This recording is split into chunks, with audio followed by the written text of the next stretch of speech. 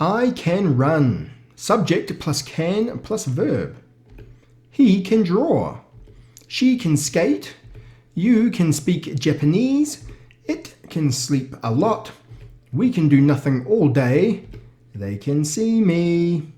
The can doesn't change, always the same.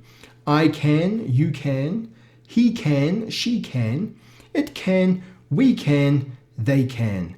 Because now, called a modal verb, the can doesn't change. When you use can in a sentence, you need another verb after can. The sun can burn you. The cat can jump high.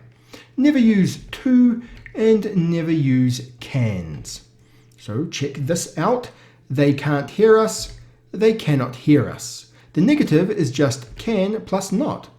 Can't or can't and cannot. Questions are easy too. Can you see the teacher? Can you speak English? Can plus subject plus verb. Can and can't are about abilities we can usually do or are able to do in the moment. I can see you there. She can carry an egg on a spoon. The past is could and works the same way. I could, you could, he could, she could, it could, we could, they could, plus the verb. The negative, I couldn't, you couldn't, he couldn't, she couldn't, it couldn't, we couldn't, they couldn't, plus the verb. For the questions, could plus I, you, he, she, it, we, or they, plus the verb. My examples from the past: when I was young, I could speak German. When I was young, I could run the 100 meters in 12 seconds, or 12.15 to be exact.